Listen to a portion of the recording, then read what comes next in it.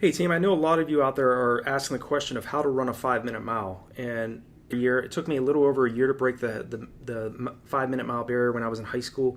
The first time I ran it, I ran the 1600 meter in 5 minutes and 30 seconds. And my sophomore year in high school, I lowered it from starting at 5:30 my freshman year, getting it down to 5:09 by the end of my freshman year, to my sophomore year running 4:38 for 1600 meters.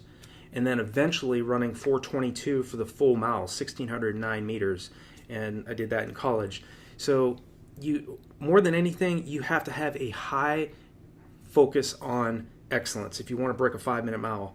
It takes an enormous amount of overall fitness to run this time, to hold 4 consecutive laps under 75 seconds per lap. So obviously you want to train, get to a point where you're doing repeat 400s, 8 to 1,600 reps at around sub 70 seconds per rep.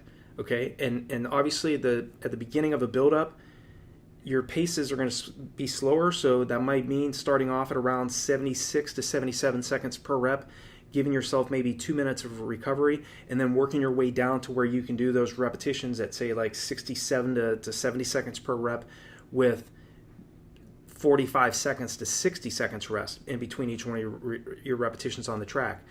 That's the type of workouts, you want to get to a point where your tempo runs. If you're training for a mile, the great thing is it's not like training for the marathon where you have to do these longer tempo runs, but a tempo run of anywhere from 3 to 4 miles, training for the mile, is really going to help you psychologically and obviously provide a huge physiological boost in order to break this sub 5 minute mile barrier. Okay, if you're doing tempo runs at, say, 520 to 525 mile pace, 3 to 4 mile run at that particular pace, it's slightly slower than goal race pace, but again, you're running at such a high intensity and you're running for a long enough duration that you're really going to provide that physiological boost that you need.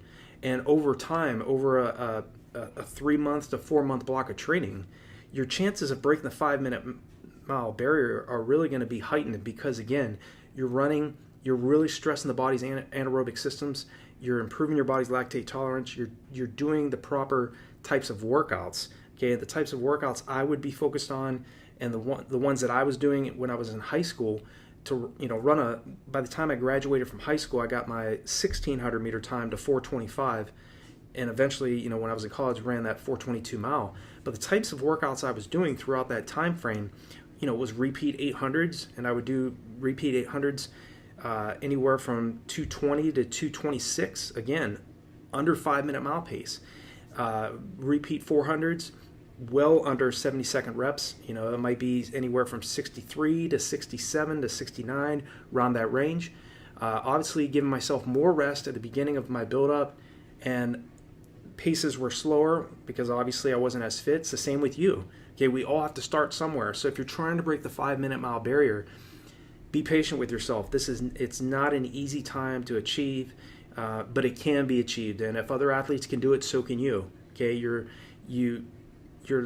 volume and your overall weekly volume does have to have. I would advise focusing on one VO2 max workout per week. So that might mean doing repeat 200s at, say, 430 mile pace. Okay, or repeat 300s at the same pace. Repeat 400s at around 440 mile pace. Okay, if you're doing this, okay, and doing extremely fast VO2 max workouts, like repeat 100s on the track, all out, okay, and you're going to give yourself full recovery between each one of those reps. That might mean doing 10 100 meter sprints, all out, full recovery, but you're running, again, you're going to recruit more fast twitch muscle fibers by doing these types of workouts and doing hill repetitions. Find a 200 to 300 meter hill nearby where you live and do hill repetitions every other week. Okay, that obviously it's going to force you to lift your knees, pump your arms more, really help you focus more on your form, because you're going to need to you're going to need to teach yourself to run relaxed at very high paces. Okay, if you look at the best middle to long distance runners, these athletes stay relaxed, and it's not an easy thing to do. That's why over time, this running fast is an art form. Anybody can go out and run slow, But if you can teach yourself to really consciously tell yourself to, I'm relaxed, or if you feel like you're tensing up, or your face is tensing up, or your shoulders are starting to rise, consciously tell yourself, I'm in control, I'm in great shape, I'm ready to do this workout, or I'm ready to run this race. Consciously tell yourself to stay calm, stay cool, stay collected, and you're going to run at a very high level because of this. Okay, if you're too stressed out, both mentally and physically, your performance will suffer. Okay, so my advice for the athletes out there, such as yourself, that's trying to break the 5-minute mile, is to really pay attention to the muscular tension you're feeling in training, and do the very best you can to stay relaxed and to calm yourself down when you're running at faster paces. Even when you're running slow, there's times where you start tensing up. I mean, obviously, I've noticed that over the years too. And just, it takes practice, it takes time. But with anything, the more you do it, the better you're going to get. Okay, so right now, if maybe your personal best is 6 minutes and 2 seconds, don't stop thinking it's possible. It is definitely possible to run 4:59. And granted, it might take several years, it might take several months in your case. You know, every athlete's different. So there are athletes that have an enormous amount of genetic talent and don't really have to run as much volume. And then there's athletes that don't have as much talent, physical talent, but they have an enormous amount of work ethic, who need to run more mileage, and it may take them longer to break the 5-minute mile barrier, but it doesn't matter how long it takes. Did you do it or did you not do it? Okay, I would much rather train for 10 years to achieve a goal that I truly wanted, rather than quit too soon and wonder the rest of my life if I could have done it. Okay, that's the mindset I had when I was really in heavy training in high school, college, and when I was running professionally. I mean, I truly wanted to get the very best out of myself, and I was willing to spend the amount of time that was needed in order to do that.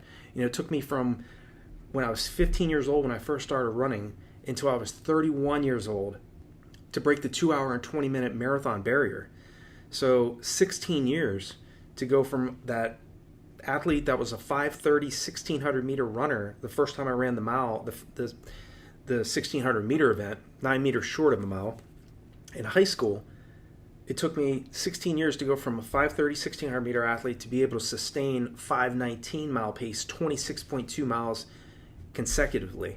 Okay, so it's about longevity. It's about believing in yourself and putting in the proper amount of work in order to break a 5-minute mile, the 5-minute mile barrier. Obviously, you want to also make sure that you're running the tangents on the track. Try the very best you can to stay in lane 1. Run the least amount of distance as you need to. That's a minor thing because this race is so short. It's not like running in a road race where tangents really will really get you big benefits. But even the less amount of distance that you can run on the track, the better. Okay. Focus on a negative split. Don't go out so aggressive. If you're trying to break a 5-minute mile, don't go out the first lap of the race in 1:04. Okay, your goal is to hold 1:15 or faster per lap. So go out maybe 1:17 the first 400, and maybe a 1:15 the next lap, and then go 1:12, and then run your 1:08, 1:09 the last lap.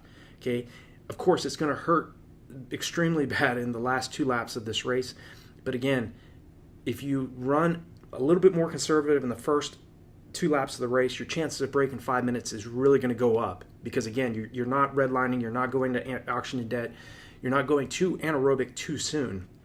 And again, this race is highly anaerobic, so you have to really pay attention more on speed rather than volume. Okay, you're not training for a marathon. Marathon speed's still important, but stamina and endurance is even more important in a race at that distance. In a race of the mile distance, because it's so short and it's over so quick, you really have to pay attention throughout your training week at very high intensities, but also making sure that you're jogging on those easy days so that, again, you recover from the hard training you're doing.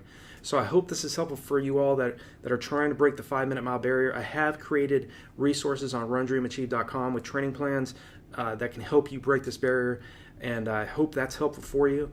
And definitely check out the resources below these videos as well as on RunDreamAchieve.com. And I wish you all the best in your journey of breaking the sub 5-minute mile barrier. I know you can do it. And if you have any other questions, any other topics you'd like me to cover in my next videos, feel free to leave a comment below. and I will respond back to you. And I wish you all the best, and I'll talk to you guys and gals all in the next video.